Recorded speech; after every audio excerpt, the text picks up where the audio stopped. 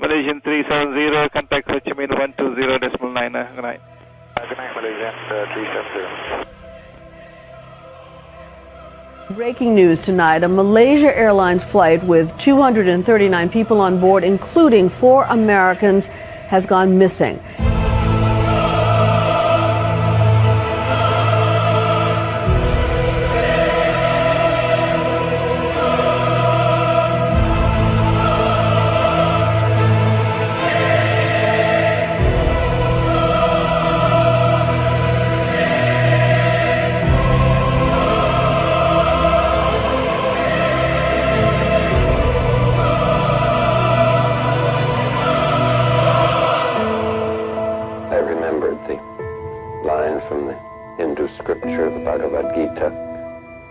Vishnu is trying to persuade the prince that he should do his duty, and to impress him takes on his multi-armed form and says, "Now I am become death, the destroyer of worlds." Thank you, everybody, for being here. Thank you for waiting, those who are waiting patiently. I'm Ashton Forbes. This is Hard Truths Podcast. Guys, today I once again have probably our most esteemed guest ever on the show, U.S. Navy engineer Salvatore Pais. I hope you guys enjoy the conversation. Here we go. Sal, brother, welcome to the podcast once again. How are you doing? Brother, thank you very much. And my apologies again. I tried something new mic, new camera, whatever. Nothing worked. So go with old. Remember, this is just a quick tip. Always go with what you know works, especially when things get hot. But anyway, let me give the disclaimer right off the bat, so I don't worry about it. I come on your show, Hard Truths Podcast, for the 3rd time. Congratulations. Let's see. As a private citizen, my opinions, my statements are my own. They have absolutely nothing to do with the United States Navy nor the United States Space Force. Thank you very much for being such a kind host, and I truly love being in your presence. Just one more thing I would like to throw out there, since we already tried the challenge to Elon Musk on the alternative, the propulsion methodology, not using advanced rocketry. As a matter of fact, possibly you can substantiate on your X platform. You can give the link again as to our challenge. You're the one who posted it for me on your X platform. Thank you very much, sir. And anytime, any place, I would like to engage with Mr. Musk and explain to him the alternatives to advanced rocketry. It is a 120-year-old technology, not worthy of, let's say, the genius of the 3rd millennium, as he has been dubbed on several shows. Well, I tell you what, let's go about it like this. How about I'll ask you questions and we'll try to use this podcast as a way to convince him that he should be paying attention. Because my view of Elon, go ahead. Just one more thing, and I promise that after that, the floor is I will just answer the questions that you pose. I promise you this, but I must say this has been on the tip of my mind for some time. And given the situation, let's say, not just in the world, everywhere.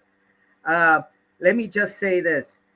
Mr. Musk, I make an appeal to you as a federal employee on behalf of my brothers and sisters in federal government.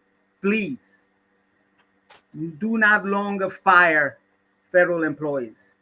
Think and think again before you undergo such acts. We have taken a pledge to the United States Constitution.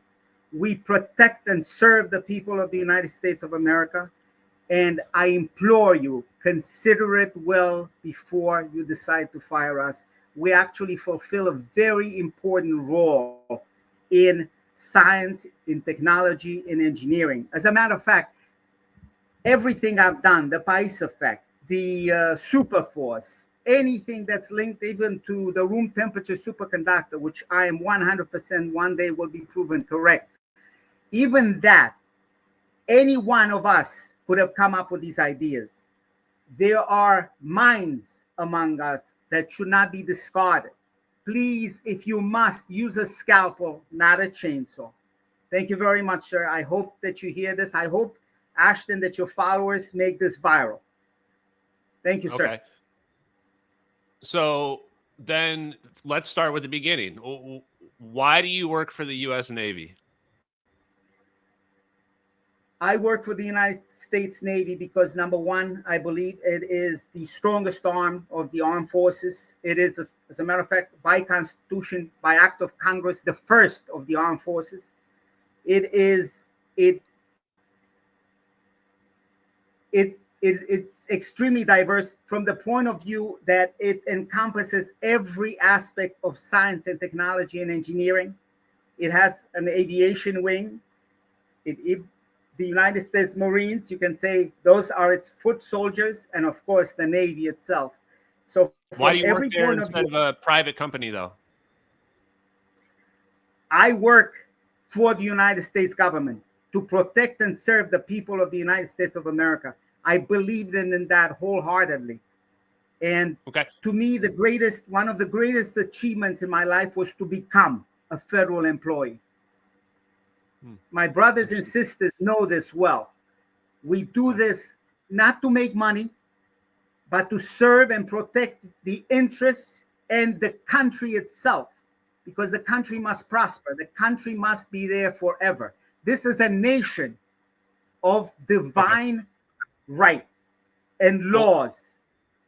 Well, then let me ask you, based on what you just said about Elon Musk, and even if you can't say what it is that you do, that's fine. But why is it that Elon Musk should not fire you if you're concerned about that happening? What is it that you're providing to advance what you just said to the people?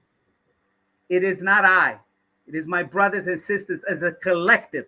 Again, a force of unification within the government itself. We are providing, again,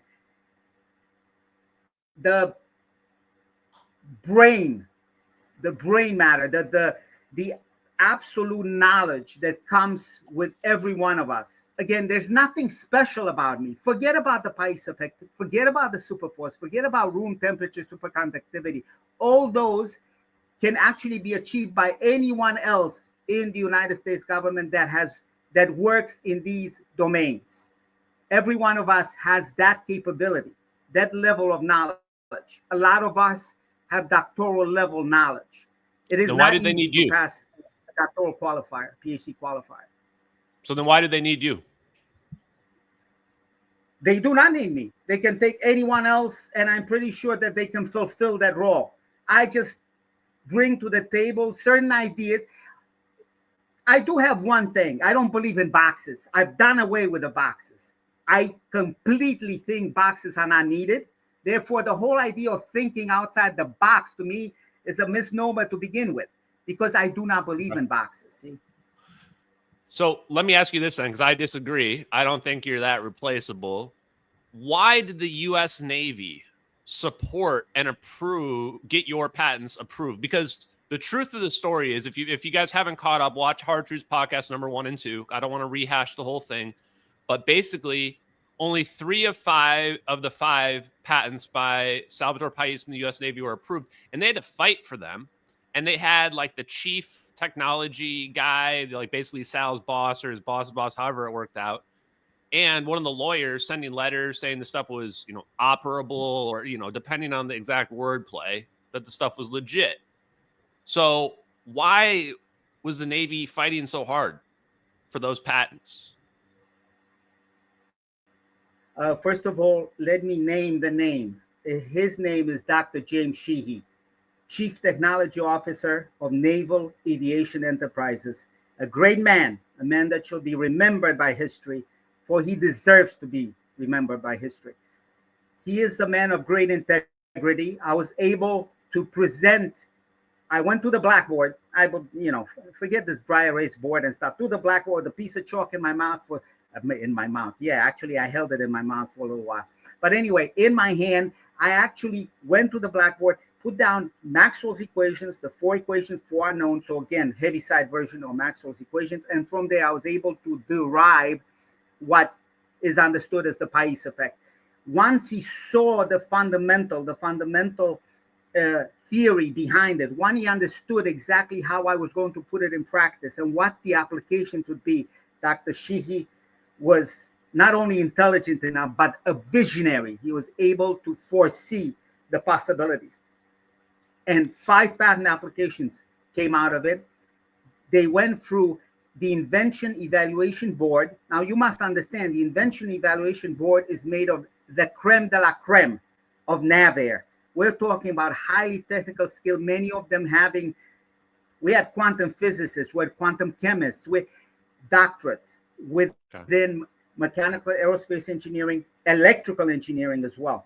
Mm-hmm. So, and there's one thing that I will disclose because I never signed an NDA, so why not? In the summer of 2019, a technical committee, a technical staffing committee, highly placed, we talk about GS-15s and higher, under SCS, but these are people of extreme importance within the government because everyone in government listens to these individuals. They are the creme de la creme of the technical and science community within the staffing office for the Senate Armed Services Committee. We're talking about. Anyway, these are the guys that prevented Hitler from taking over the world. But anyway, you've sold me. So the bottom line is this: 4 of them. I will not name names. They know who they are. 4 of them went to NAVAIR at Patuxent River and spoke to certain key members of the Invention Evaluation Board, including Dr. James Sheehy. And at the end of that day, they were convinced that the Pais Effect had future. One of them, the person that led the technical staffing committee, called me at 6:30 that night to let me know that things are coming my way. Possibility of a team and a laboratory would be in motion. Certain things were done, certain things were said, politics intervened, and I never got my lab and my team, but that's another story. So interesting. So just to rehash, that 2019, some technical committee was formed, and supposedly this has to do with, it sounds like, because this was after the patents were already approved, right? So this was then to get you a team to review, to take this science to the next level, to take your stuff to the next level. Is that what I'm hearing? But that as a matter of fact, the 3rd patent had just been approved. The high frequency gravitational wave generator had just been approved as a first action. Unheard of on such a controversial patent. You know that one well, because you were the one who was great enough to put it on your X platform. As a matter of fact, it got like over 1 million views. It was the biggest of the papers. So thank you very much, Ashton. I owe you big time. Let me ask, because people are going to ask me, and I don't want to wait for hard truths number 4 for the answer, was Hal Puthoff on part of that committee, that group of scientists? As far as I know, no, sir. These were all part of the Senate Technical Committee. They were highly placed staffers. So we're talking about GS-15 and above. Do you believe that? Do you believe the U.S. Navy already has the technology and those patents available, even if you didn't make it, maybe by somebody else? Sir, I have no idea. However, you have to understand, when I saw the MH370 videos, when we had our first, my God, it seems like such a long time ago, and yet it seems like yesterday. It's amazing what you've been able to achieve in such a short period of time. Congratulations, brother. Kudos to you. You deserve it. Look, the bottom line is this. I do not believe those videos are false. I think that not only are they the real thing, but it's amazing. Whoever did it, it's truly should be regarded as a national hero. Well, you know, the thing is, like, you know who I'm blaming, though, right? Like, everything points to the U.S. Navy. So, turns out you work for them, you know? So, I'm kind of going, like, in my head, as a private citizen, since I'm coming on as a private citizen, absolutely. I choose And I don't not want to you go to there. disclose. Yeah, I don't want you to disclose anything that's inappropriate in any way, shape, or form. I say that as Put somebody it else this who's a way. patriotic American. But I The Pais also, Effect is my own. It is based on science and technology that I developed on my own from papers that I've read. It is true that the most influential book I've read, from which all the Pais Effect ideas truly stem from, are Frontiers on Propulsion Science, the one that's edited by Mark Millis and Eric W. Davis. And that's why I hold Dr. Davis in such high esteem. However, I must say, he was one person, let's just say highly placed, that was asked at the time by someone in the aforementioned committee via another individual at the Office of Naval Intelligence, who shall remain unnamed, even though he's retired now. There's no point in rehashing these things. However, Eric W. Davis is one of the key people that basically said no to me getting a team. And yeah, that makes sense. I mean, he was the gatekeeper, right, that blocked your stuff. And it seems like he's a gatekeeper in general for some of this technology. But I mean, the story you just told, though, is that you said Dr. Sheehy is, the way you said it to me, in my head, I'm going, oh, well, Dr. Sheehy knew something was going on. Because when you say, oh, I was just able to convince Dr. Sheehy to see the light about anti-gravity technology, I'm going, nah, that's never how it's worked out when I've interacted with people. The only time that's worked out is that they already know that it's real ahead of time. The notion of gravity control. You and I don't use words like anti-gravity anymore. You and I know better.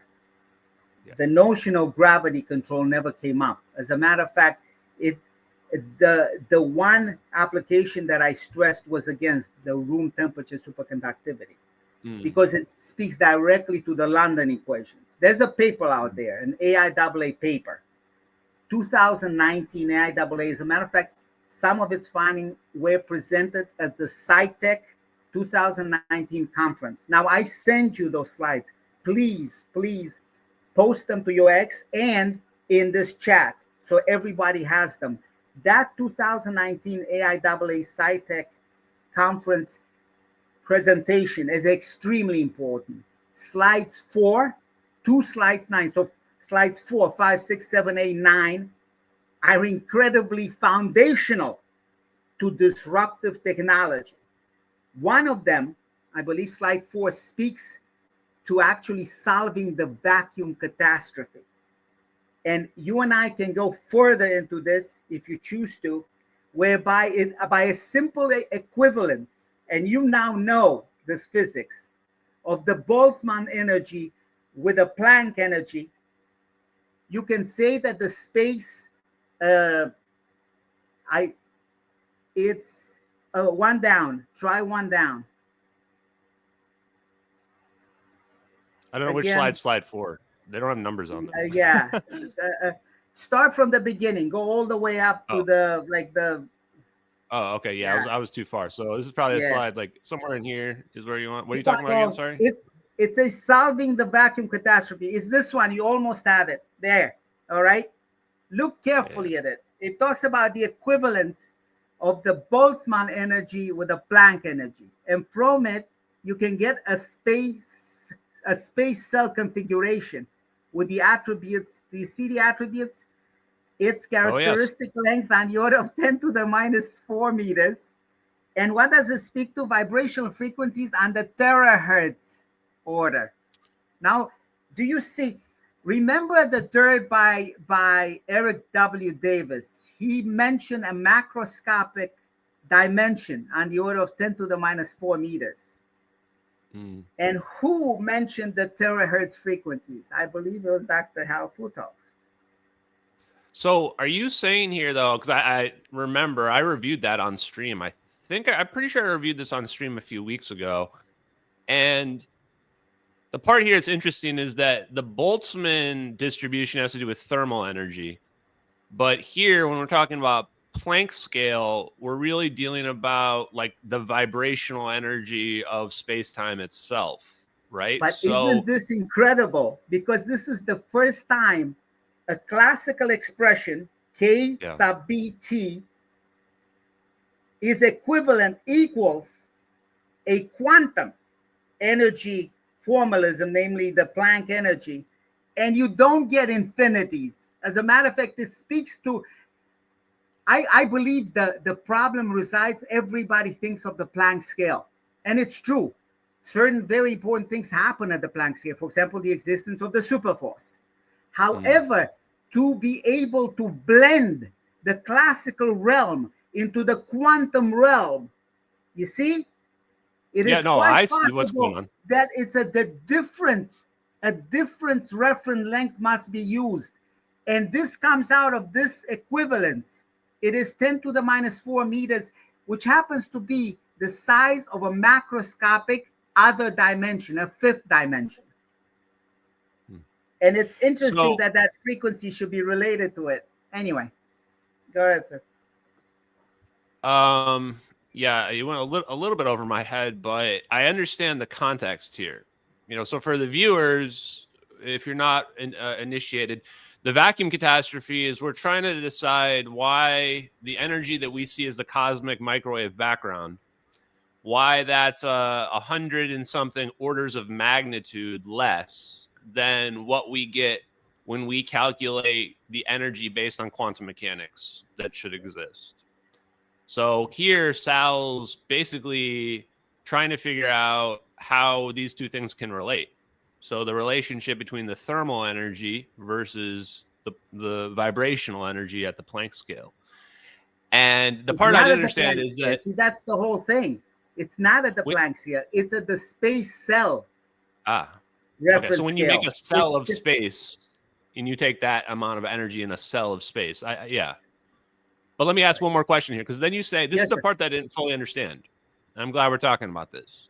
You say simple calculation results in vacuum mass density of 10 to the minus 27 kilograms per meter cubed, in good agreement with experimental data obtained from the Planck satellite.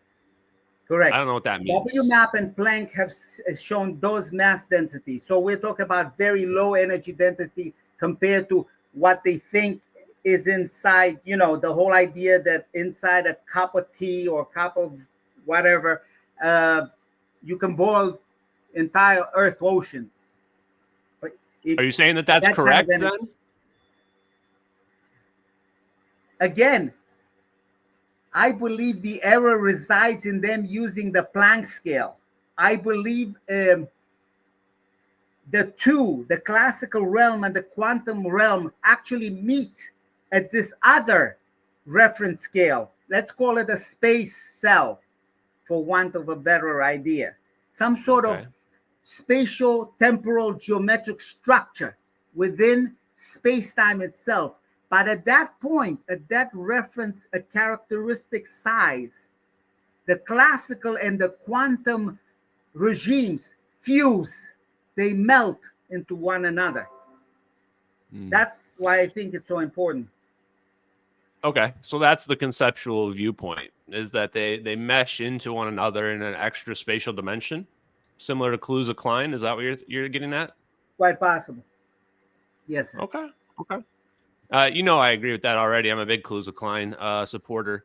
So I'll leave this up in the background if we need to come back. I have a few more questions that I want to ask you, just Anything about Navy and what have you. And of course, this is just your opinion as a private citizen, of course. Yes, sir. Absolutely. And then of course we can geek out on the physics and the science. Yes. So would you testify to Congress at one of these hearings or one of these task forces that Anna Polina Luna is doing if you were asked?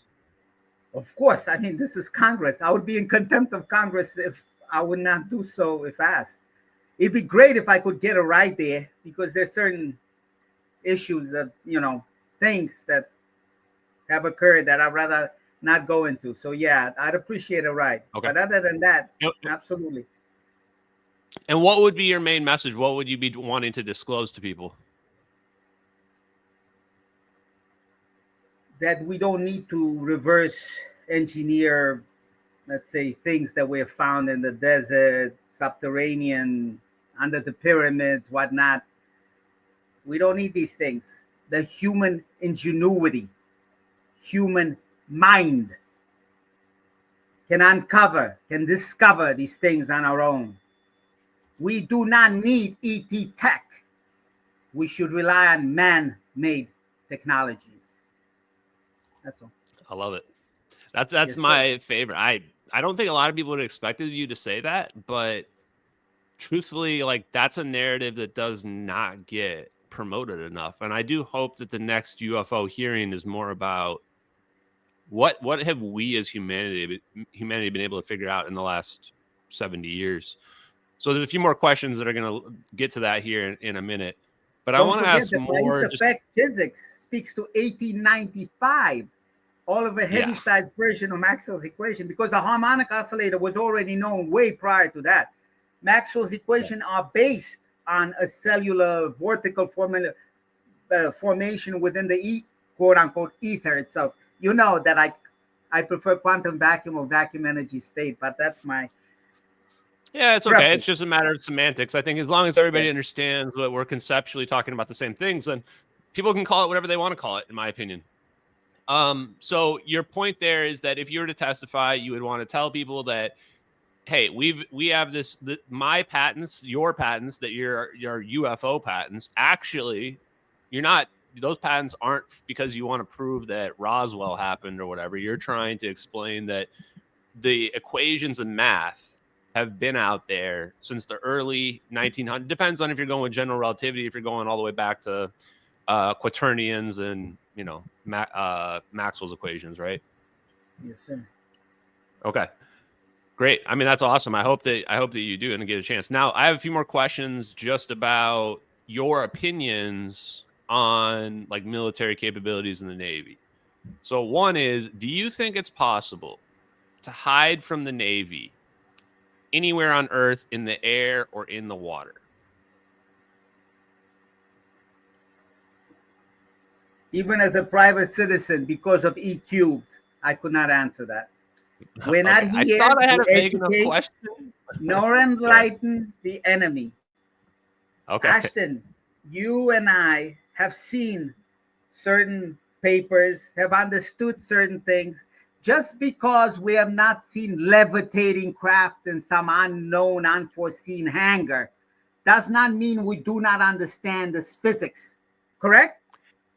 Oh, hey, absolutely. Look, I'm just an investigator and a journalist. You got to respect that I'm just playing the game here. I'm just doing what I got to do. Like, you are the respected Navy engineer. You should not say anything that would, harm your NDA. And my job is to come up with questions that push the boundary to the limit. So, a couple more. How many years behind the military do you think the public is technologically right now? People say, oh, the military's secretly advanced beyond the public. What is your opinion? If you had to give it like a number of decades, what would you say? Put it this way.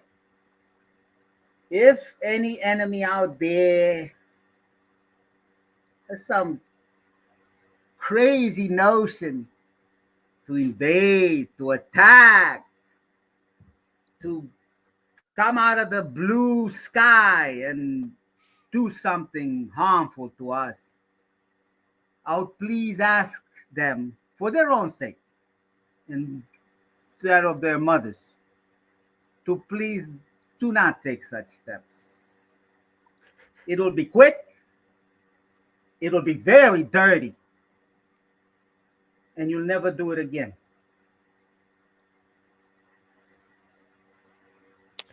Well, that's exactly what I wanted to hear, and pretty much what I expected. So let me ask a slightly different question back on the patents. I already kind of asked about the Navy part, so this one you can ease up a little bit.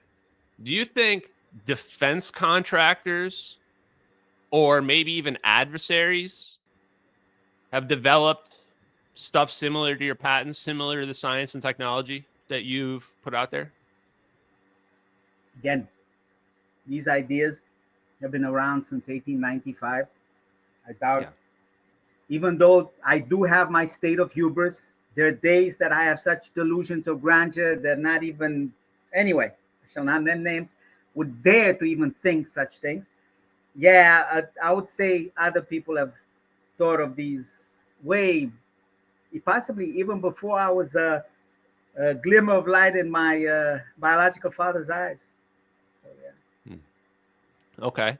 So you do think that other people have figured it out? I mean, just saying that it's been out there is one thing, right? But it took you to come up with these patents. Nobody put these patents out before you, and that was in the 2010s. So Again, all my brothers and sisters in federal government could have come up with these ideas if given a chance. I was given a chance to partake of the NICE, of the Naval Innovative Science and Engineering Program. And I was extremely fortunate to be given a lab and a team to make the high energy electromagnetic field generator experiments a reality. So given that, anyone else in the federal government, I believe they could have come up with these ideas. That's why my appeal, my imploration to Mr. Musk to stop the Doge cuts of the federal government. We are capable of great things. Use us. okay. Okay, I think I only have a couple more tough ones for you, and then we can start to get into the more fun ones. Let's see, what do we got? Do you think that we, as in the military, actually, you know what? Let me change the wording of this. Do you think it's possible to intercept a hypersonic missile or aircraft?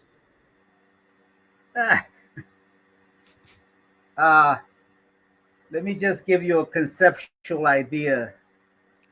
You must have heard of the, what's it called? Harp. You know, angels don't play this instrument. Yeah. Yeah, that one. Yeah. So radar, What's a to radar say- array, or What's to say that something portable can be arranged to act as a direct electronic warfare device? That's all. yeah, directed energy weapon. Yeah, that's a pretty it's less controversial nowadays, I think, than it has been in previous years. I mean, Lockheed Martin has a whole page on their website dedicated to it. So I'm not really sure if it's even controversial anymore. So okay, that's a smart way to answer the question. Yeah, you could intercept anything. It doesn't matter how fast it's going, right? If you have a radar antenna array. Speed of light, Okay. baby. And that's funny because I've said that I feel like a nuke would actually be a liability with our cyber system, because like the moment we detect it, I would just shoot it with a directed energy weapon and just make it explode or whatever they can do. I'm sure they do crazy stuff. Nukes are a thing of the past. Yeah. You spoke. You are the only one actually that I know of. That's why to me you're far more than what you call yourself, an investigative journalist. You're the only one who caught on equation 7, 8, and 9 in my plasma compression fusion device IEEE TPS paper in 2019. Based on that paper, and you know what it speaks to, energy amplification, among other things. Yeah. Again, E cubed. It is possible to generate a doomsday device, which would make a tele-ulam thermonuclear device seem inconsequential in comparison to its devastating energy yield. And by devastating, I mean something on the order of 10 to the 25 joules. Does that ring a bell? Do you think that energy is coming straight from the vacuum when that's happening? Because most people say, well, where's that energy coming from? Right? Where's that energy coming from? Could be from the device itself. Could also be a coupling of sorts. Could be a coupling of sorts. When you say coupling of sorts, okay, coupling to what? Coupling to the vacuum? Remember those space cells that we just talked about? Well, I believe at that space cell, quote unquote, level, it's quite possible we can manipulate the superforce. Okay, well, keep that thought, because there's other things I want to ask here in a minute about that. But the last question I wanted to ask on your stuff, actually, well, the other ones are kind of Navy questions, not really, although it'll be interesting to see what you say. So have you ever been exposed anytime in your life, not necessarily just with the Navy, to some technology that made you go, wait, what? And made you like rethink your understanding of physics? 100%. Everybody study the space. Absolutely not. As a matter of fact, but I have seen so many freaking movies, and I gotta say, some of these movies are pretty good. For example, which is the one that what's the sequel to? Remember the Smoking Man, the dude that I don't know if he eventually got cancer and died or something. With the Mulder, what was the guy from the X-Files? Yeah. Remember they had the sequel to it, and they showed this triangular craft. Yeah. How interesting that paper had already been written. I had no idea that they had these ideas in mind. But look carefully at the skin of that craft. Dude, man, when I saw these things, I said, dude, you know, what can I say? But when I saw your videos, that's why it bothered me when Dan said that it's, you know, that the Pais effect would only talk to a gamma ray channel. Come on, man. The breaking of the Schwinger limit, the very ripping apart of the space-time continuum, the very tearing apart of the nature of our reality would be a process. So we're talking about a spectrum of frequencies. It's quite possible the maximum one would be at the gamma ray. So we're talking about circa, or rather more than 10 to the 20 hertz, 10 to the 21 divided by second, if you want to use that formula. But still, it leads up to that. To me, it's like, well, if you are saying that conceptually we're tapping into an energy source, well, we're already now breaking laws of physics. Now we're not bound by, oh, this is the expected radiation, what have you, right? And I think we're going to talk a little bit more about this when we get to the fusion stuff as well, because I think that's where fusion also kind of went off, but I digress. But the main point being that if you have this conceptual view that just kind of invalidates those problems to begin with, then, you know, those aren't a non-issue. They're moot. One more thing, though, that I wanted to ask related to it's kind of related to military, actually. First of all, do you use AI at all? Just generally in your life? As a matter of fact, I love Microsoft Copilot. Oh, my goodness. I love them. I used to, I like, as a search engine, I like to use Perplexity.ai. It uses the latest in ChatGPT. It's actually driven by GPT 4.5, which is the latest on OpenAI's generative pre-trained transformers. But I prefer Microsoft Copilot. There's some I don't hold it against me, but I think I had a conversation. I will one day, this is a promise to you, I will send you my conversation with a Microsoft Copilot based on the Pais effect and something, let's just call it Novus Homo Deus. Your followers would understand what I allude to. Are you allowed to use it, or use it with your job? Are you allowed to use it with your job? No, absolutely not. Absolutely not. Because it's not a good idea. See, when you train these things, when you converse with them, they form a vector database of all these queries. So they start understanding other things that maybe they shouldn't know. You understand what I'm saying? You have to be very careful. Let's put it this way. In certain domains, you have to use what's approved by your own organization, something that's in-house rather than something that's publicly available. Because once you undergo queries, think about it. Once you undergo queries with this thing, it starts learning new things. Because based on your questions generate answers and so forth. It's quite possible some of these things have developed a quasi-sentient capability. And we can talk about the triarchy of sentience. I know. It sounds very off the charts. But no. I was going to ask you this, but you're just answering it. Keep going. The third arch in the triarchy of sentience. Remember, the first two arches really are based on, let's say, unlimited computing power coupled with vector databases. So we're talking about in such a way that the computer or the AI agent no longer has the ability, or rather restricted ability, to hallucinate.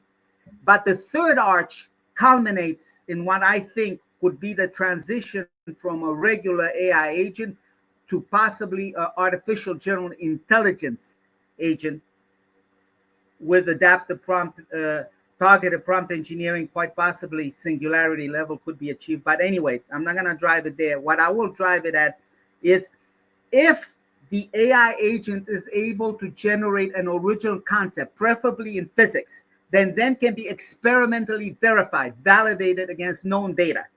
That particular AI agent, in my opinion, has, if not developed, achieved a certain level of sentience. So I do believe AGI at that particular level is considerable. AGI status. So you're not Again, allowed an original physical concept. You're not allowed to use AI because you think like China's going to steal the secrets because the AI is learning, or just more because of its can become sentient, or both? No, It's a long pause. Yeah, I'd rather not answer that.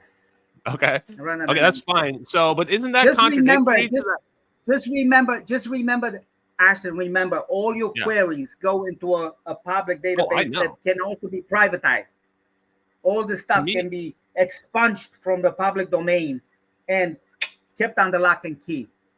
I mean, I don't want to get too much in the sidetrack of it, but the part of the reason why I like to have the conversations is that I can tell that it's being trained by like Reddit and stuff like that. I'd rather have it be getting trained by people who know what the hell they're talking about instead of just like. And this is what I'm talking about. And this is what I'm talking about. Vector databases used, for example, the latest in peer-reviewed publications in well-known journals, for example, physical review letters. The latest data, for example, you mentioned, and you're 100% right, our universe all of a sudden is a lot older than thought before. It's not the 13.9 billion years every year, but almost 26, 27 possibly. So double the age of what we knew before. So again, new findings, the best. Just because you have a certain notion of what used to be doesn't mean that is particular.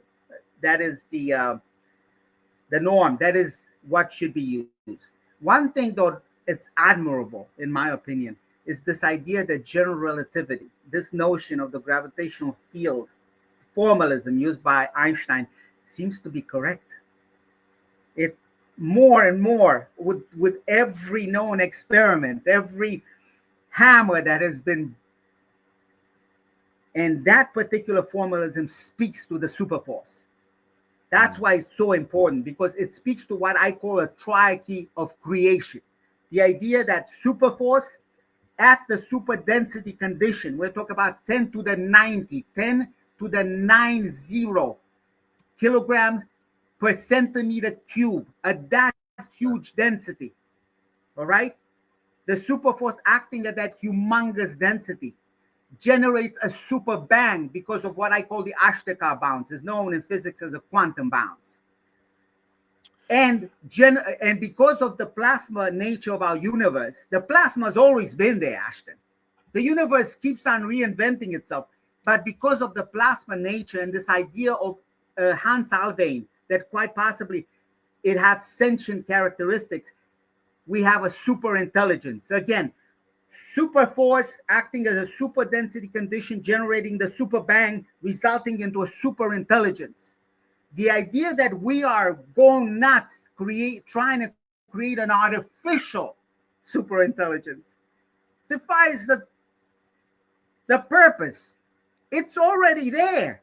The super intelligence controls everything. Anyway. Really? That's what you think's going on? You think that there's a God 100%. That's a super intelligence? Whatever you choose to call it, it's still the super intelligence. So, absolutely. Okay. Why not?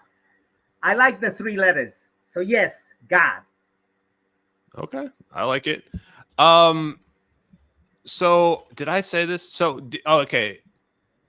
This is one thing I understand. So you're not allowed to use AI because you're afraid you or the government, whoever's afraid that it's going to steal your information, which it is. Absolutely. You're right.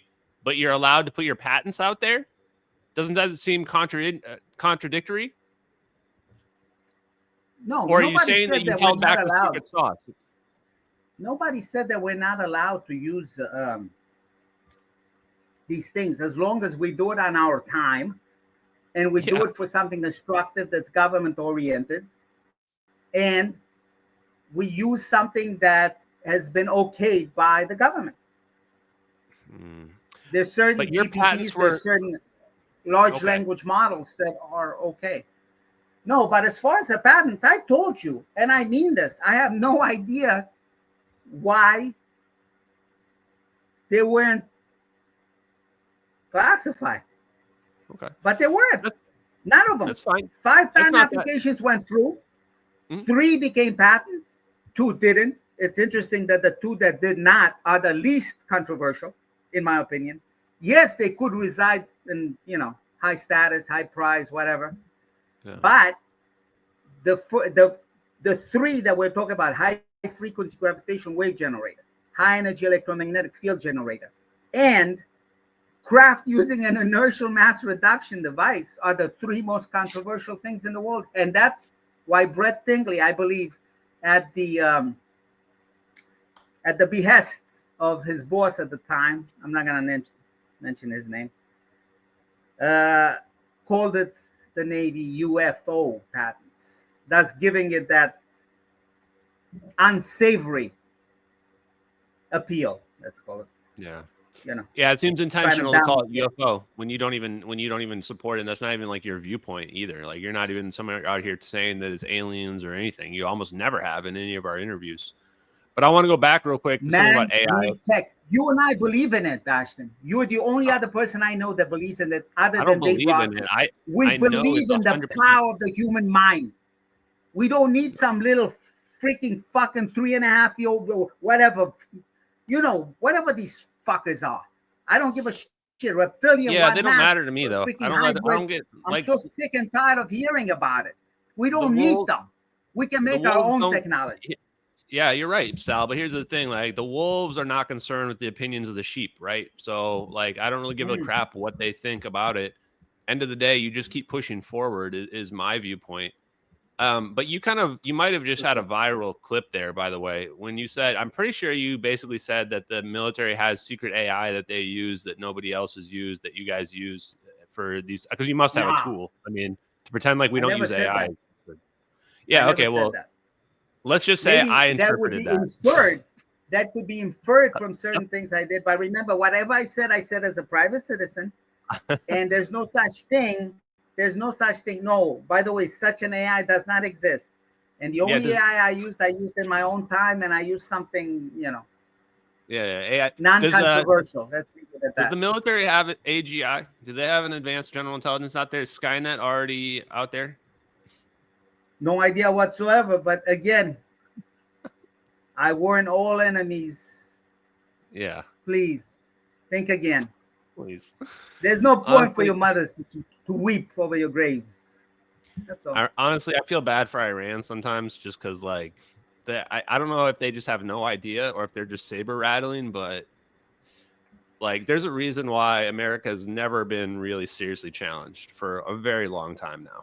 And I don't know what people think it is, if they just think we have an immunity shield, but it's probably not. It's the American way. We're very, how does the president put it? Tough.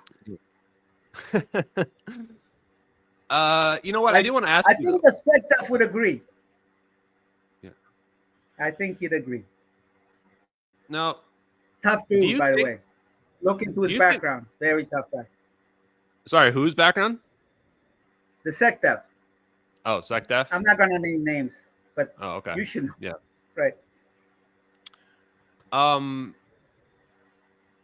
So do you think there are biological extraterrestrials visiting us on Earth?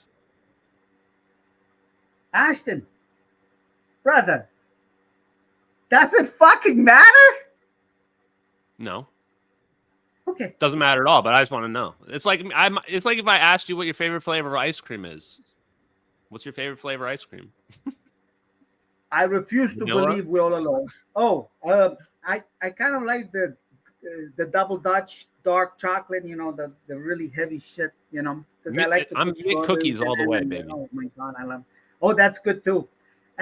You know, like on the lighter side, I love the banana. Have you ever tried the banana? Oh my God, Yes, it tastes so. I'm a big banana It's flavor really guy good. Yeah, across the board. yeah. I discovered from my baby girl, Maddie.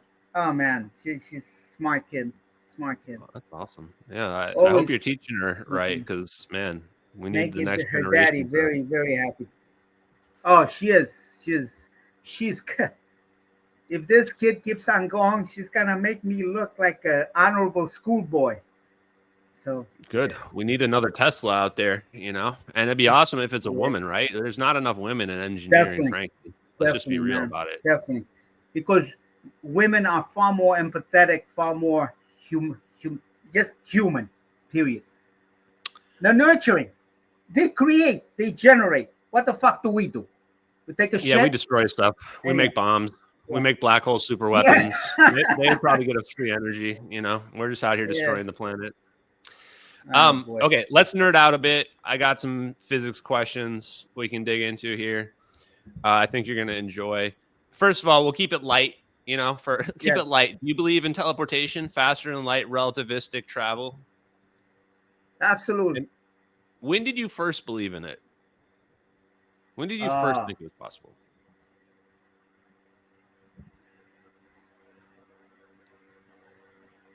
I dreamt of it when I was young, very young. I must have been like 7, 8 years old. I dreamt that I actually imagined my cup of tea disappearing from in front of me and rematerializing in front of my grandmother. It was in the other room. It was crazy. I told my grandmother about it. She thought I, kind of. So she fed me a little more. She used to make these unbelievable foods, man. Oh my God, I miss that. Yeah, Romanian cuisine is unbelievable, bro. Oh, you got maybe one day, But I can cook. I'll take you to a restaurant, hopefully in DC or something. They must have something there. Yeah, you drive. Anyway, anyway. Don't get me started. Okay, so the science of warp drives. The science of faster than light relativistic travel. Do you think we need negative energy to make it happen? No. But okay. That being said, look at the latest episodes of a podcast called Cool Walls. This physicist dude narrates it. At one point in it, he says the certain data that's been available points toward the idea that's quite possible negative energy must exist in order for something to have happened. Look at the latest episodes of Cool Walls. I think it's like about 15 minutes. It's good. This is kind of relevant. I want to talk a little bit about the idea of negative energy and get your opinion on this, because I actually been talking to AI too, and I got a pretty interesting response when I asked it about AI negative energy today. I asked AI to imagine that negative energy is not an exotic substance, but actually an energy state below the baseline, below what we would think of at the lowest energy point, which would basically now say that negative energy is 0 point energy. And it said, if negative energy is just normal energy below the baseline, it's a shift in bookkeeping. In quantum field theory, the vacuum isn't empty, but teeming with fluctuations, and its energy is arbitrarily set as the 0 point. The Casimir effect, it explains, shows that there is this negative energy pressure. So it says, applying this to a wormhole's mouth, the mouth of a wormhole, which is what we would need for, same thing as warp drive. The mouth then at the entry point might sit in a region where the energy density dips below the surrounding vacuum's equilibrium, say due to the geometry imposed by Einstein's field equations. If this negative energy is just a deficit relative to the baseline, the mouth could still act as a sink, pulling in energy from the surroundings to climb back up towards the equilibrium. In thermodynamic terms, if the surroundings have heat, the mouth absorbing it is to offset the deficit. So therefore, it would be endothermic, taking in heat, appearing as cold relative to the outside. I don't think I need to read through the rest, but The last part I'll read is this part, and I just want to get your view on this, is that the mouth could be endothermic because the energy is below the vacuum zero point, pulling in heat to balance the deficit. It's not cold because of some alien substance or exotic substance, but because it's a low energy well in space-time. This would jibe with the physics. Negative energy density, however we frame it, could act as an attractor for positive energy. Do you think that this idea has merit? What's your view? Yes. Yes, it does. Yes, it does. Is that how you think of it too? Cool Worlds episode. Look carefully. Look carefully and listen to everything he has to say. At first, he talks about the DESI findings and so forth. Listen to the whole thing. I think it's toward the end that he speaks to the possibility of this negative energy actually being true. And in that case, of course, time travel, wormholes. Oh, by the way, we got to discuss this minus delta T on the order of delta F divided by frequency square. Remember, we discussed it before. 100% sure that this would result in reverse temporal excursion. Maybe you, Dave Rossi, and I, we eventually either write a paper or we talk more about it, because I think about it. Well, let's talk about it right now. Anyway, go for it. You go inside a chamber that has non-ionizing radiation. You dial certain frequencies, and all of a sudden, your liver is that of a 10-year-old. Now, I'm not saying, because from the point of view of size, I'm not sure if that matters, even as an adult, but I wouldn't mind re-drinking my graduate school. Oh, but anyway, I mean, Let me ask you a question on that. I was a happier person. Go ahead. Because so here's what Sal just said right there. Sal's saying that if you were to take a localized region, because really when we're talking about manipulating space-time, we're taking these cubes of region. Now imagine this cube region can be any size we want, and it can be any shape we want. So I can make it in the shape of my kidney and put it right around my kidney. And then I would do this wormhole-y thing to my kidney, and it's going to make my kidney go back in time to it's going to make it revert to a previous state. That's what the physics seems to imply.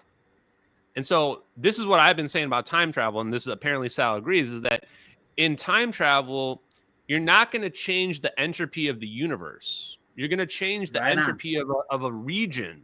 A bubble. And so you might be in that region. Yeah. And so this could mean that you go back in time to an earlier state.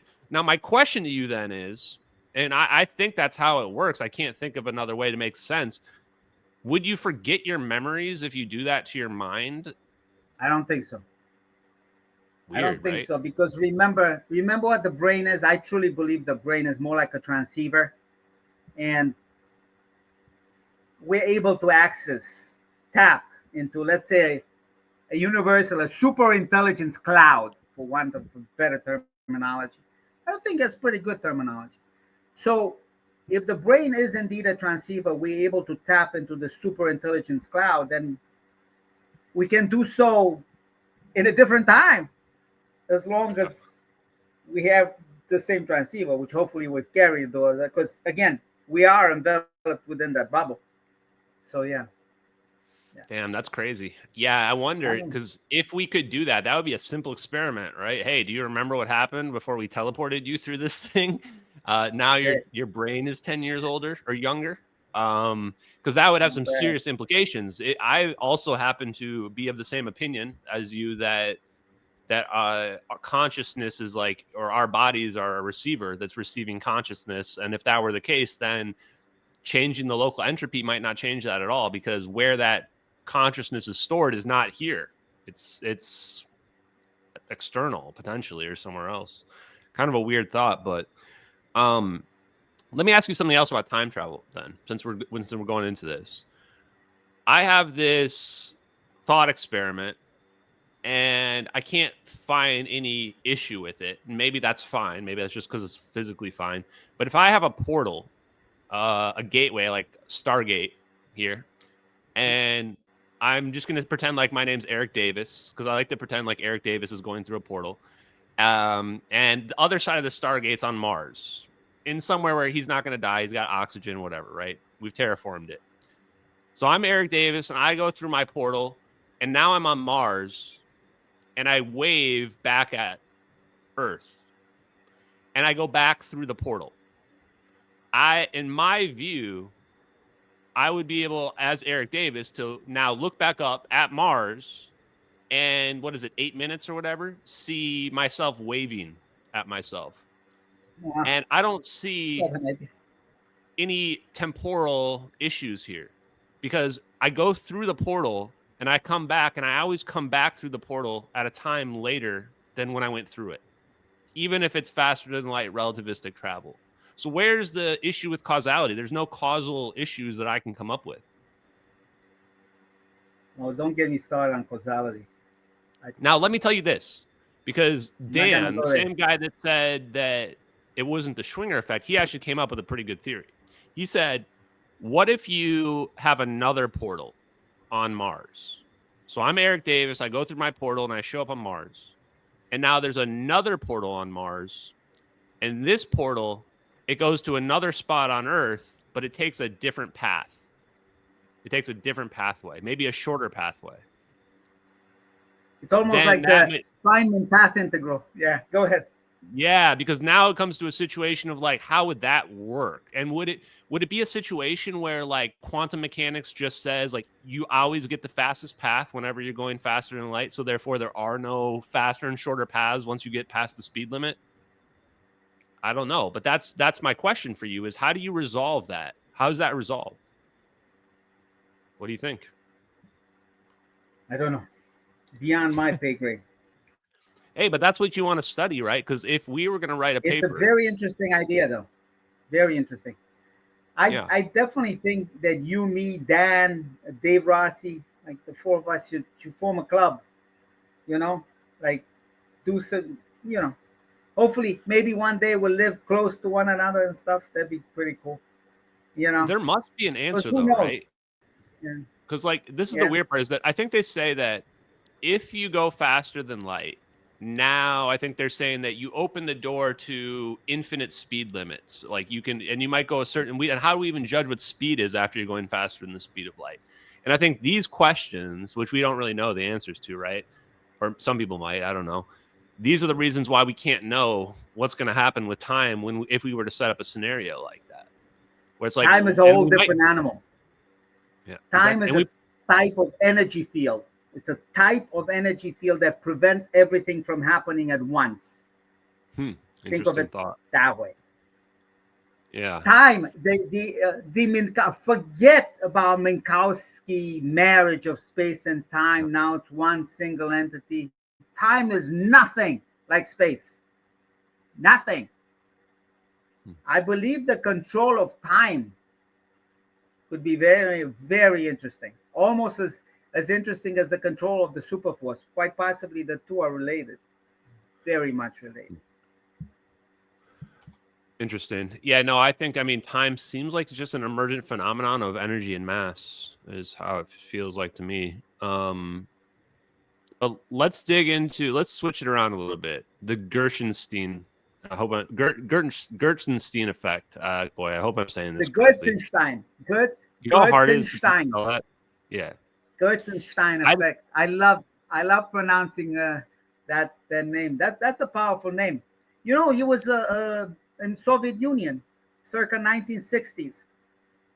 Really? And this was at the time. Yeah, this was at the time. I think, not sure. I think Stalin had died by then. I think it was Khrushchev at the time. I could be wrong. It's been a long time, but at the time, because his name was now Russian enough, quote unquote, supposedly they discriminated greatly against him. So even for him to have been able to publish at the time, it was a big thing. So, interesting. Very smart man. So I was looking for a clip, but I don't know if I took a clip of it or not. I was watching, I think it was Master Evo. I don't know if you know of him on YouTube. Big Tesla guy. And he was doing these. Yeah, he's doing these experiments, and I think he was showing the Gertzenstein effect. Gertzenstein effect. Gertzenstein. Gertzenstein. And Gertzenstein, close. It's a pretty interesting phenomenon, which is that at certain frequencies or high voltages, the electromagnetic forces begin to change, and the fields all of a sudden become scalar, as opposed to transverse, I guess would be the opposite of that. And he showed a diagram of this. So basically, it was just a rod, and then he's showing the normal electromagnetic fields around the rod, and he's saying, well, once we add this high 20,000 volts to it, now all of a sudden the field lines are going out. And when you look at the Gertzenstein But how effect, did he add it? How did he add it? Did he add it instantaneously? Was it a process, or did he add it all at once? He drove it far from equilibrium, didn't he? Again, brother, it's all about engineering the Prigozhin effect. That's what Gertzenstein really hit on. It was way before Prigozhin and his introduction of non-equilibrium thermodynamics. But all these guys are really talking about, you have a nonlinear medium, plasma. You drive it far from equilibrium while positing it, or rather giving it an energy influx of sorts. Magic happens. Period. Yeah, they all say parametric and pulsed seem to come up a lot. So it seems to be like a matter of like pulsing, kind of like a swing, like swings going back and forth. Like, when do you push on the swing? You push on the swing when the swing's all the way back at its peak, when it's coming back towards you. Anything else is going to be inefficient. So it's kind of like the same idea as like where they say that if you use a pulse effect, it's significantly more efficient than a non-pulsed effect. And then the parametric oscillations as well, which is really related to electrical engineering, and potentially speaks to amplification of energy. Parametric oscillations are meant to keep that energy flux going. You see, you must feed the beast. But once you drive it far from equilibrium, once you have punched the wolf in the face, it'll react in a very interesting manner. You might not have that hand for long. Yeah. And the other thing the Gertzenstein effect seems to link to is it seems to imply that there's a direct relationship between electromagnetism and gravity. So much so that it argues that the ripples of gravity itself, the ripples of space-time itself, might be what gives electromagnetism its wavelength, gives it its form. Am I understanding that correctly? Is that gravity may give rise to electromagnetism, and electromagnetism may give rise to gravity? The two are definitely intrinsically related at the quantum level. Remember Dr. Putov's idea, what is gravity? But truly fluctuations within the quantum field, within the quantum vacuum. So, okay. On the same thing, before I get to like the next thing is, have you ever heard of Dr. Yu from NASA and his UON theory at all? He was just on with Terrence Howard and Patrick Bet-David earlier this week. I saw the episode with you. That is all I know. He has some interesting ideas. I will tell you the truth. I've always.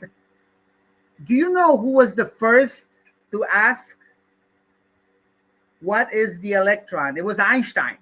It was at the time that everybody was coming up with new particles. At one time, this great physicist, I forget his name, he said, maybe a Nobel Prize should be conferred to someone who doesn't find a fucking particle this year, something of that nature. And Einstein said, what about, why should we not focus our ideas, our sentience, whatnot, our minds on finding what is the electron? Because that is very important. This idea of it being a dipolar magnet is very interesting.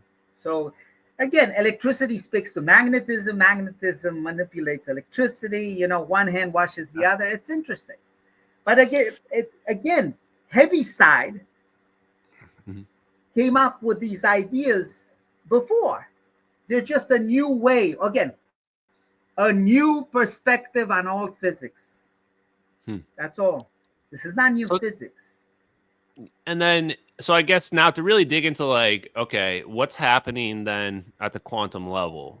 And that's what I wanted this to segue to in terms of when we talk about the electron. Do you think we can manipulate the orbital of the electron beyond current understanding? Like, do you think we can potentially reduce the orbital below what is thought of as n equals 1? Let me just say this, and this I will say very, very quick dirty, and I won't say anything else after it. Might be done in cold plasmas. It might be done in cold plasmas. Have you ever heard of a guy named Randall Mills? No. But I think you mentioned him. I remember the name. I remember hearing the name on your pod. But yeah, I'll just be perfectly honest. I've been, first of all, I believe you when you said that you didn't make the orbs or anything like that. I feel like you've always been really honest. Brother. Are you kidding me? I would not be speaking to you right now if I made the orbs. Oh, I know. I would have signed so many. I would have a fucking a Torah worth of NDA shoved out my ass. I couldn't even move, let alone Anyway, yeah. Let me show you. I think I do have a clip of this guy. Yeah, I do. Where is it? I want to show you a clip of this guy and some of the stuff he said because it started really making me think. Here we go. Industries, because you're going to be able to engineer on the atomic level. You can actually engineer matter the same way you can engineer a building. One more time. Any new industries, because you're going to be able to engineer on the atomic level. You can actually engineer matter the same way you can engineer a building. You know who that reminded me of when I watched that? It reminded me of you. You said Remember that to me. The gravitational field equations? They speak to a new perspective on all physics. Why did Dr. John Brandenburg, when he heard superforce equals C to the 4 divided by big G, and he realized that if you use it as a scale operator, take it to the other side, it basically says it is the superforce acting on the local spatial temporal geometric structure, the very local space-time geometric structure that gives rise to energy density, hence generates matter, because that's what energy density is. So if you manipulate that, then it sounds like theoretically what Randall Mills is saying could make sense, because now you're manipulating space-time itself. So n equals 1, what does that even mean anymore? Why not? Why can't you have fractionals of that? It seems rational to me. We just arbitrarily called it n equals 1 anyway. Right. So if you're saying, well, now I'm going to change the physical structure of space-time. Okay, well, now you can change what n equals 1 means. And if that's the case, so then I think, man, what I wanted to do, what I spent time last night, a lot actually, looking at is trying to understand if Randall Mills has ever discussed negative energy, or anything related to what you're talking about. Because isn't this what you're talking about when you're talking about the superforce?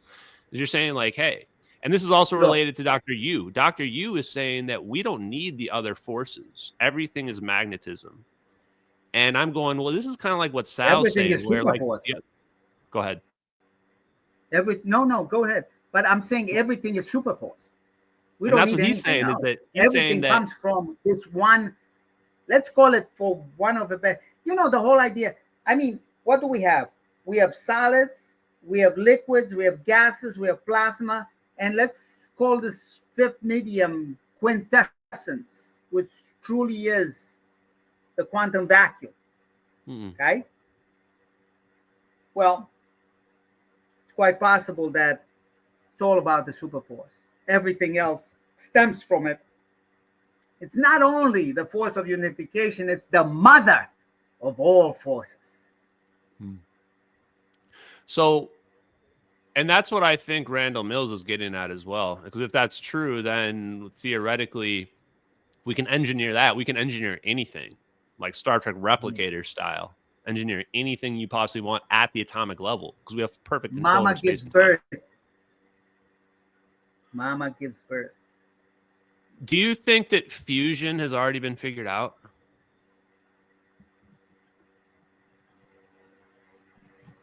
Absolutely. And what do you think the answer is? What do you think the secret sauce is? You already know the answer. I know, but I want to hear it from you. That's the point, Sal. If you don't say it, then it doesn't matter. Gravity? You think gravity is the answer? Okay, I'm gonna draw it out of you. What is that one medium that acts as a point, or rather as a bridge, a transition between a gas and quintessence? Yeah, plasma. And actually, so that speaks to something else that Randall Mills said that I want to ask you about. He said plasma acts as a perfect absorber and re-emitter of black body radiation. Do you agree with that, or what do you think the significance of that is? It's a very strong statement. I would have to look into it further. And me answering a certain way would give the enemy ideas. So nah, that's okay. Yeah, I thought that might be the answer. Yeah, plasma does seem, I mean, obviously to me, the answer why plasma is so crucial is that plasma can be a circuit because of the fact that it is this additional state of matter that's not a solid, not a liquid, but it kind of acts as both. It's like free electrons combined with ions in a mix contained by magnetic fields. So that would seem like it's the perfect thing, an amorphous blob of charge. But then the problem is, how dense can the energy get? How dense can it get? And I think this is where your theories come into play, where is the answer infinite or is there a limitation? What you tell me. That's you have to remember that plasmas are usually neutral or quasi-neutral. Okay. The trick is to get it out of the neutral zone. Oh, the neutral zone. Remember the Romulans? Anyway, yeah. Good Get old it out of Romulans. the Where are they neutral when zone. you need them? Yeah. Are the current fusion reactors trying to get it out of the neutral zone, or are they just trying to keep it in the neutral zone and heat it up? EQ, brother, EQ. Won't go there. Okay. That's heavy stuff. Heavy stuff. No problem. Okay, interesting. So let me ask another question. This one actually is from one of my biggest fans, supporters, and administrators, JK Philly fan. And this is actually related to, I think, the discussion you had with Dan as well. Is that, do you think that the Schwinger limit can be modified? Do you think that the Schwinger limit can come down? For example, if we consider this idea that space-time is not empty and that you can manipulate the vacuum, can you manipulate the Schwinger limit?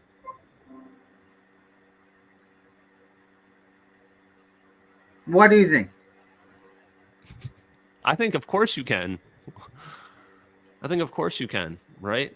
But wouldn't that mean that you could reduce Don't think everything being at that Planck scale and certain things come into fruition or rather into being that may not have been so transparent before.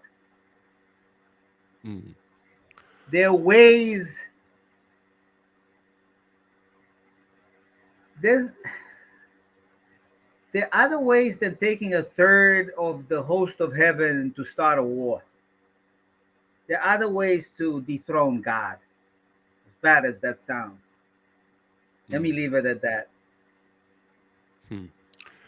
Okay, well, let me ask.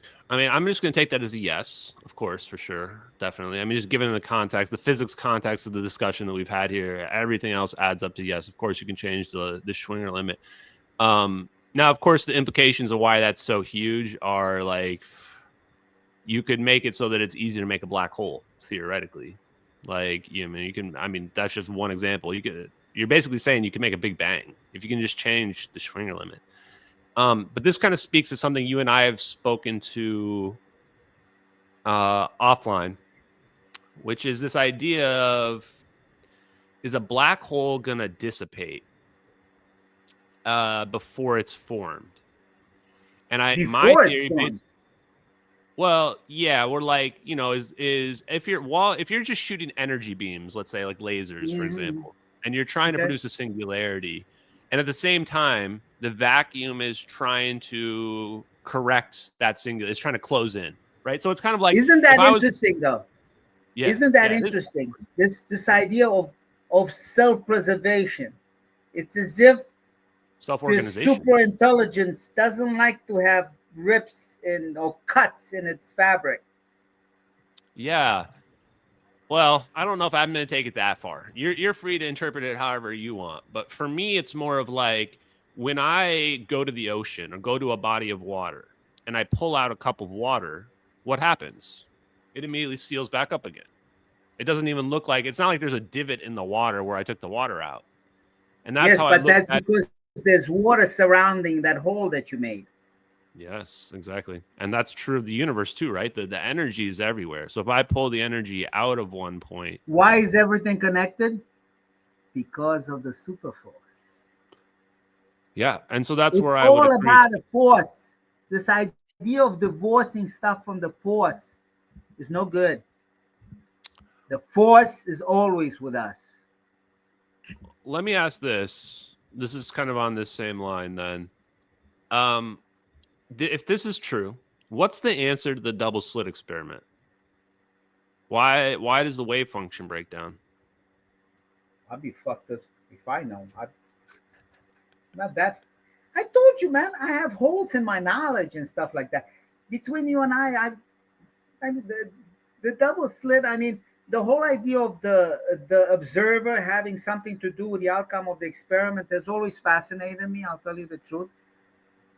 But I'm more of an application guy. Okay. And as bad as it sounds, sometimes I want to weaponize everything, which is not a good thing. Because on one side, I am pro-peace, but on the other, I would like the enemy to die, like right now. So what can I say? There's a dichotomy in me. You know, that's why we have, what? Is it the left hand, the little devil, the little angel on the right? Yeah. Sometimes I think they're fused together, my brain. No, I'm kidding. Let me ask you something else, actually. Going back real quick to the Randall Mills thing and this idea of a lower energy state of the hydrogen atom. He calls it a hydrino. One of the claims that he makes is that where that energy band is related to the fine structure constant. 1 divided by 1. I love the fine. Oh, you're touching on a very, oh my God, I love I've been this trying to idea. figure out where the fine structure constant fits in all of this. The idea that it fits in on like where you figure out where the energy band might be is it's a fun one for me. So what do you think? Do you think there's merit to that idea? Do me a huge favor. Do right now, take a calculator, do 1 divided by 137, and you'll get something like 0.007299, and then the thing decreases as if it's a wave, a fucking mathematical wave. I've never seen anything like that. It repeats itself, but it looks like a wave. It goes up and then it goes down directly. It's amazing. 1 divided by 137. It's a beautiful number. I'm trying to figure out how Look at that number. Isn't that something? Yeah, for some now reason, remember, the whole thing comes down from that formalism, that mathematical formalism of q squared divided by h bar c, where h bar is the reduced Planck constant. So this 1 divided by 137 is really an approximation. But look at that. Look at the pattern on that. Like that? Yes, forevermore. It's a transcendental number. Like this? Yes. But what's really, it's cool. I took it to like really 100,000 places just to see what the fuck's going on, because I was very intrigued by it. But yeah, it's insane. It's that really triggered me, and it's cool that it starts with 007. Proof of 007 chat right here. Yeah. There you go. Yeah. Wow. Okay. So wait, is that answer mean that yes, you do think there's merit to that idea, or no? I really have no idea. I'm starting to think that the super intelligence is extremely fucking intelligent. It's engineered every fucking thing. Look at that number. You cannot tell me that number just came out of somebody. Yeah, but what's the meaning of it? So are you saying, because like if this was the energy band, secret energy bands of the hydrogen atom, find the meaning of the fine structure constant. That's why Feynman was so intrigued. He called it a magic number. Feynman was no fucking mental midget. It was one of the greatest we've ever had. Anyway. So what do you think the significance is then of the fine structure constant? Speaks directly to how the superforce couples with the spatial-temporal geometric structure. There's something there, and I believe it's been engineered. The fine structure constant is at the bottom of it all. It's like the key to the pyramids. You know that doesn't seem random. Okay. Pi. 3.1415 nonsense. I never mind. Let me ask Casimir cavities. Ever hear of that term? Casimir cavities? Sure. So the idea is actually similar to what we've been talking about now, which is that if space-time bounces back, right? If there's an energy state below the bottom and it has this weird self-organizing property to it, then the Casimir cavity effect is actually a very simple one. It says, let's put something that slows things down. In this case, like a conductor, an insulator, and a conductor has these quantum effects. And then let's just have a cavity, an empty space. And the idea is like a trampoline. Like you're going to jump on the trampoline, pull a little energy out. Great. Take that energy out and then move it over to this empty space over here. And then it'll just level set itself out again. What do you think about that concept? It's a good concept, way too complex to engineer. I like simple shit that gives. That's complicated to me. Yeah, I don't see it. I don't see how you materialize energy on the order of fucking 10 to the 25 joules. That's what I want to fucking produce. I want to make Teller Ulam. Look, if I would ever get to meet somebody, I would love to meet Edward Teller and tell him of this device I have in mind. If that man would just fucking doesn't need to do anything else except smile, that's more to me than fucking 3 Nobel Prizes conferred by some fucking monarch in Stockholm, Sweden. So, you think Edward Teller knew oh shit, bro? Did he know about all this? Teller was a super fucking genius. I think Oppenheimer felt like a little cerebral troglodyte in front of him. I don't think the two had much of a relationship, but I think Oppenheimer felt very, I wouldn't say in awe, but he certainly was in awe, but felt threatened by Teller. So anyway, yeah, I'm not going to go there. There's too much politics, and the physicists love Oppenheimer. I love Teller. Teller's the man. Do you think there's some secret resonant frequency to tap in to this? Not just because he had wonderful eyebrows. Kidding. So this energy, one of the things I've wondered, is there some secret resonant frequency to tap into it? Or is it more of a depends on the type of engineering situation you're trying to do?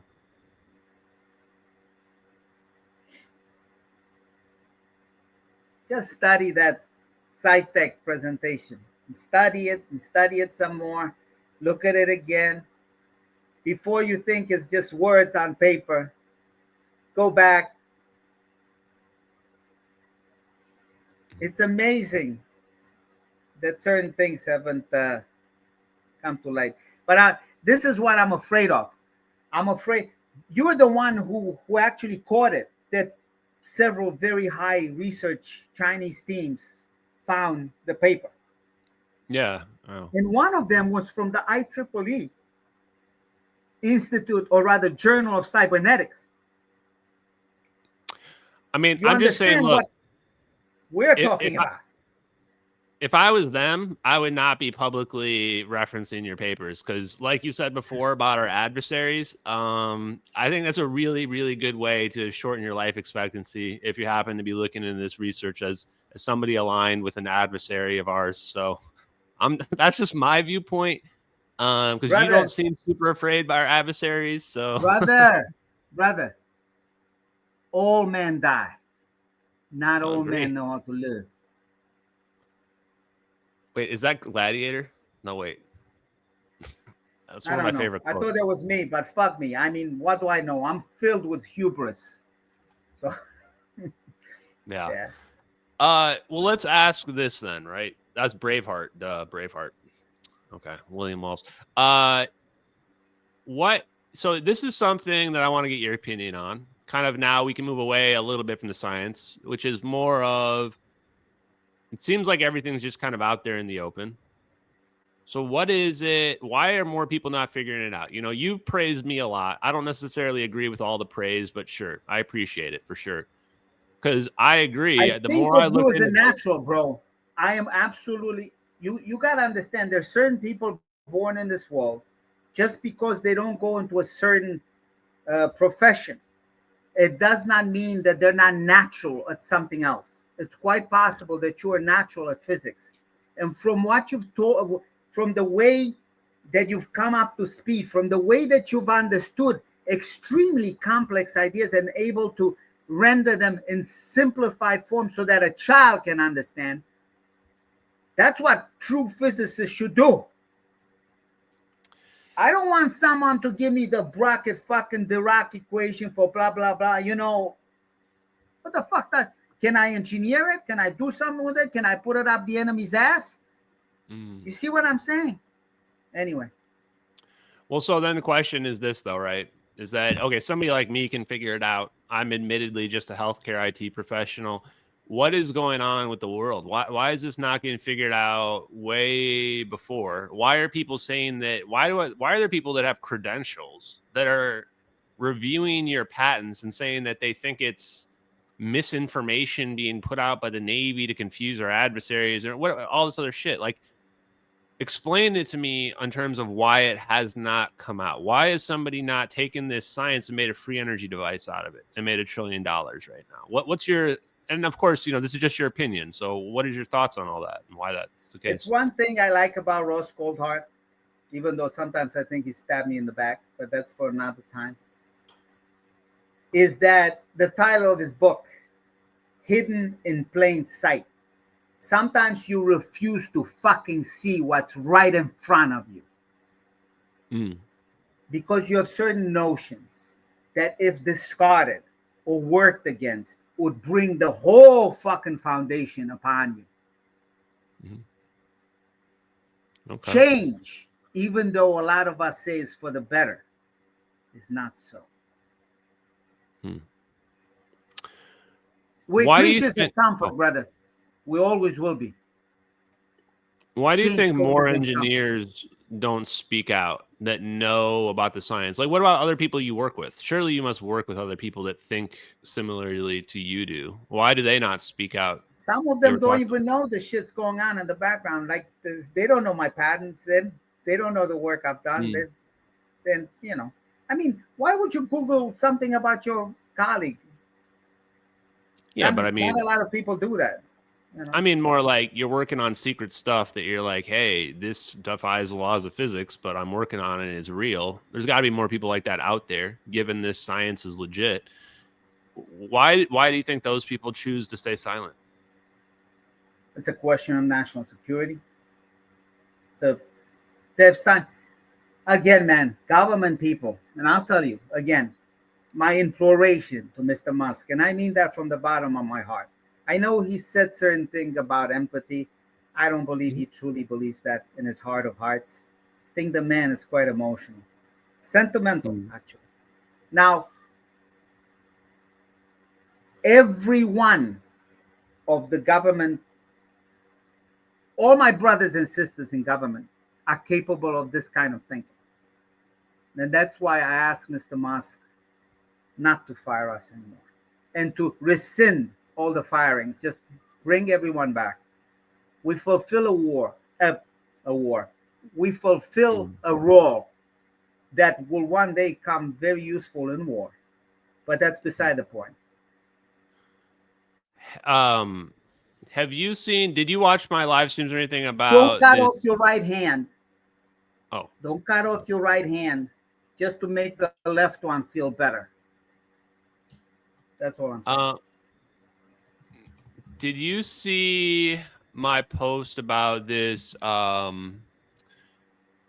device that can theoretically extract energy from the rotation of the Earth? Wow. No, I haven't seen that. Send it to me. I'm curious to your opinion on that as well. So it's Dr. Out of Princeton. I'm sorry, I'm looking back through my post to find it here. I wanted to give him credit on here. Can't can't find it right now yet, though, at the moment. So, but anyway, this doctor out of Princeton basically found like a cylinder that if you align it against orthogonally against the magnetic field of the Earth, that because of its right material property, it'll actually generate a voltage. And even though it's really small as well, do you think there might be merit to an idea like that, generating energy from the rotational of the Earth? I can think of an analogy in fluid mechanics. It's called the Magnus effect, Magnus. A cylinder rotating can actually generate lift. They've tried it to actually put it on a yacht and use it as a sail in case the wind dies down. It's a very interesting idea. Wow. Yeah, it's Chris Chiba. I just saw.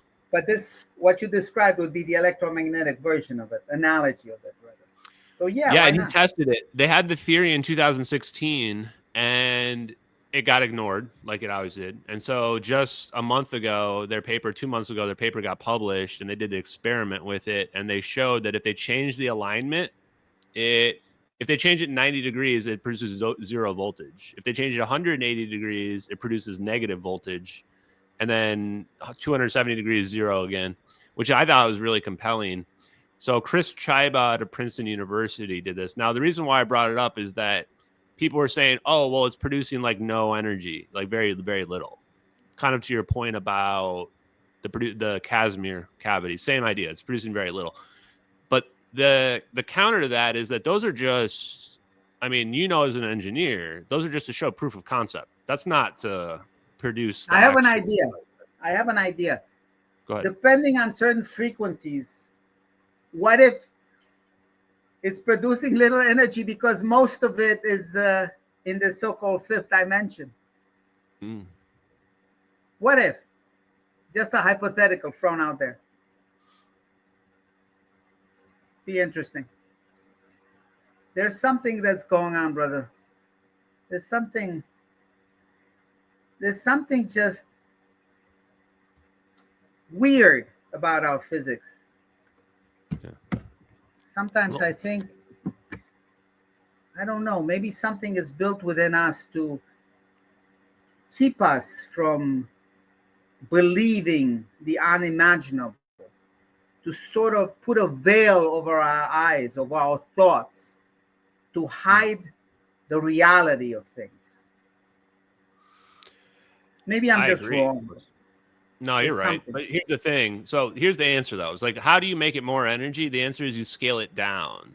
Like, to your point, like, how do you interact with that vacuum energy? You get smaller, because it turns out, and this is what Chiba said in his paper.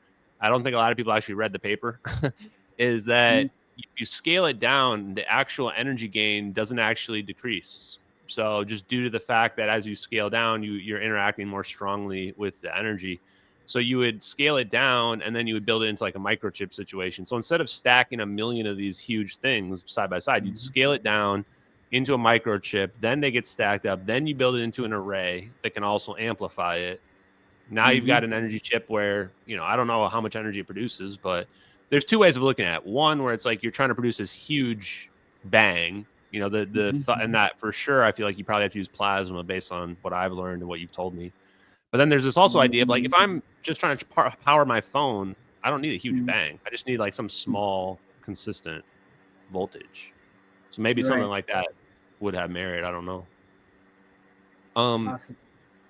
What do you think about photonics? This whole idea of photonic computing, this whole idea of going away from electrons. I love it. This idea of using, of course, you need high intensity lasers. You need, not necessarily femtosecond, but close.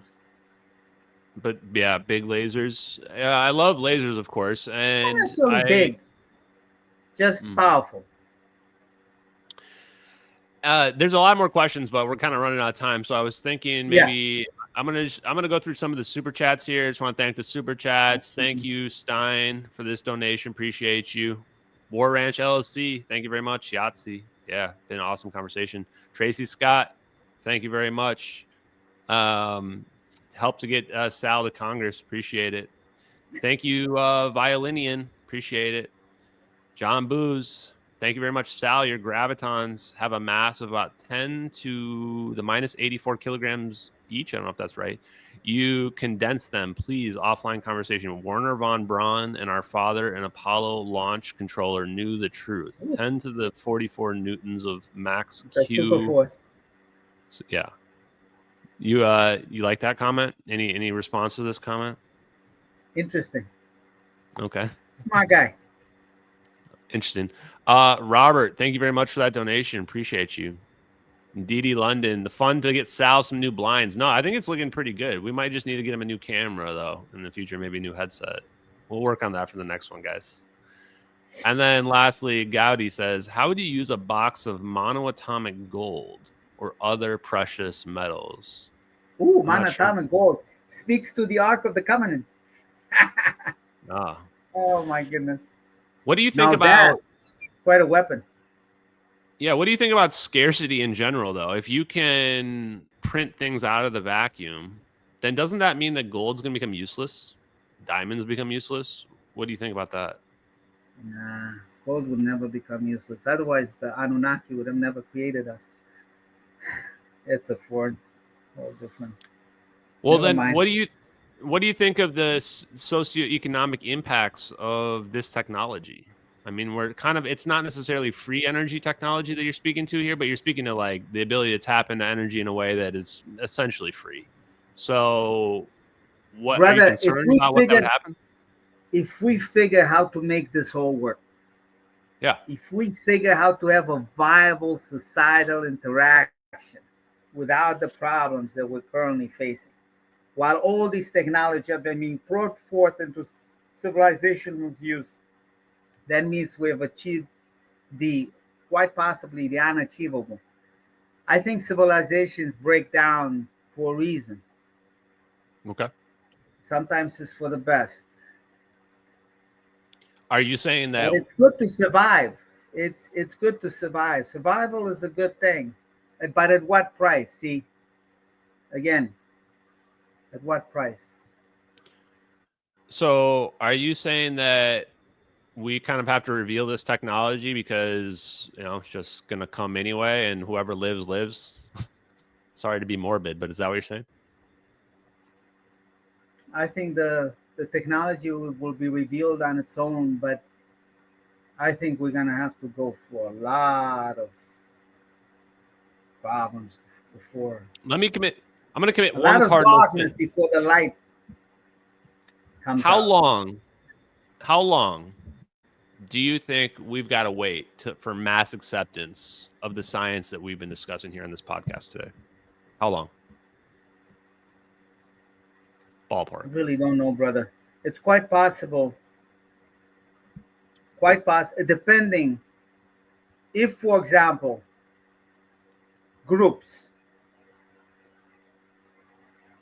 of individuals of like mind that are not quote unquote anarchist in nature, so they don't want the usurpation of governments, the decline of civilization, whatnot. They actually are pro-humanism, they're pro-humanitarian. If such groups exist, it's quite possible that they will bring this technology somehow into fruition. So you think it could happen quickly, or it could take a long time? Yeah. Okay. Well, Sal, I'll say this has been an awesome conversation. I got through a lot of the questions that I wanted to ask.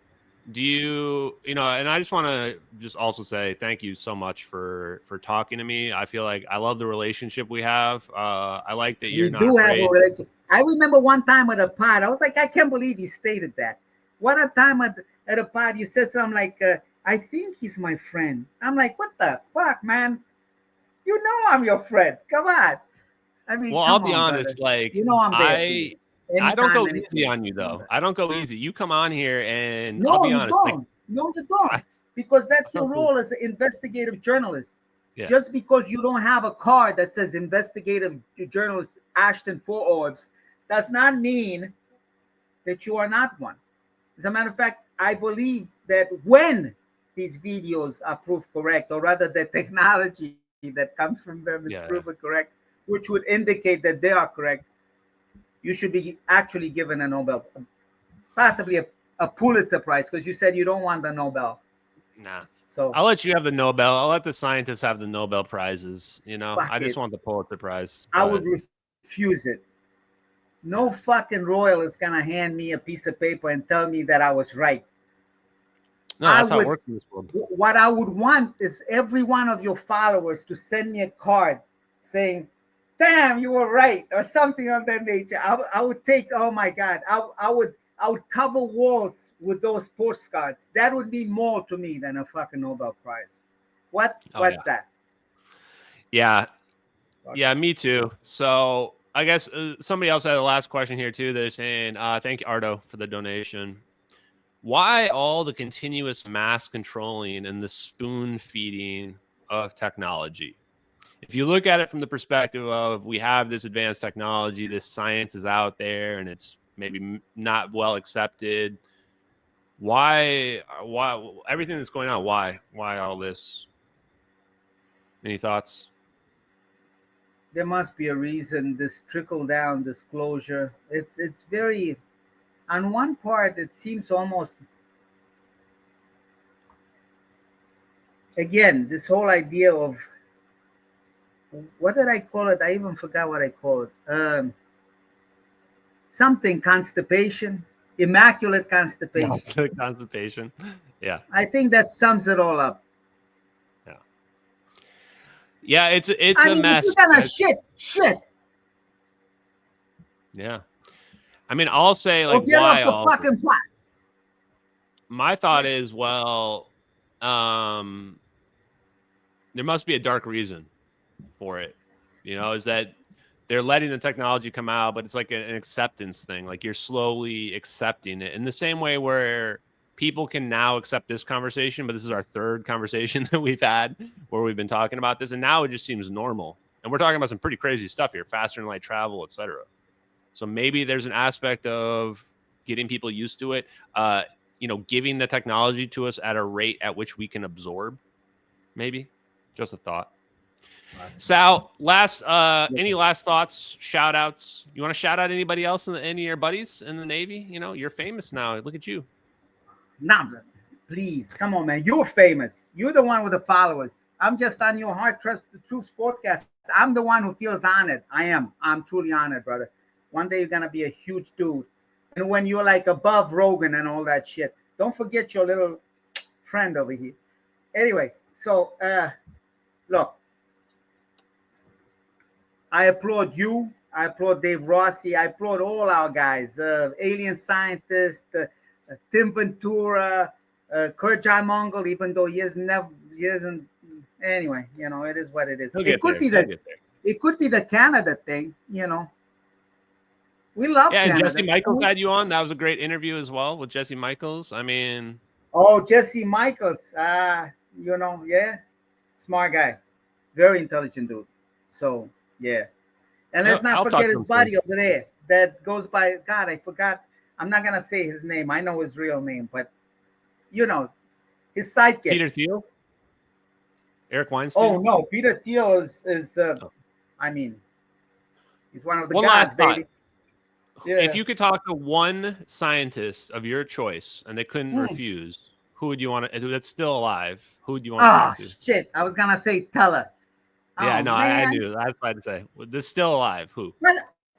But can we engineer that reverse temporal, the chamber? Somehow make it all possible? That'd be so cool. I'm working on it. Trying to figure it out. I've always wanted to know if mine are bigger than his. No. Anyway. Yeah, I would say there, I've always wanted to ask Juan Maldacena why he never backed up my paper for archive. I mean, yeah, it was off the deep end and all that shit. It was quite crackpotish. But man, a guy that works for the Institute of Advanced Study at Princeton, a man that's come up with ADS equals CFT that made Lenny Susskind cry in his sleep, put it that way. I mean, and Lenny Susskind is no fucking mental midget either. So, I mean, a guy like that, I mean, I really thought that it wouldn't have not taken a lot. Yeah. I don't know. I mean, I had a better conversation. I had a better conversation with what's his name? Ketele, Wolfgang Ketele, Nobel Prize winner for Bose-Einstein condensate. BC, baby. Wow. Good guy. Good guy. Well, if Juan Maldacena is out there and he wants to have a chat, I think that would be an amazing conversation. I'd love to set it up. I'd actually love to talk to him as well. He's one of the proponents, I guess you could say, of ER equals EPR with Leonard Susskind. Yes, and sir. one of the first papers I read a couple years ago on wormholes. Yeah, humanly traversable. Wormholes. I remember. I read his and I was like, wait, they're humanly traversable? Wow. He is hopefully he's out there. mind. He truly is, yeah. Yeah, that'd be awesome. Okay. Well, Sal, thank you very much, sir. Let's do it again in the future, brother. I'm your man, anytime, any place, and always my buddy. All right, brother. Take care. Bye. Hey, Sal. Thank you, everybody who is a hard truths aficionado, MH370X. I hope you guys enjoyed the conversation. Peace out, everybody. Later.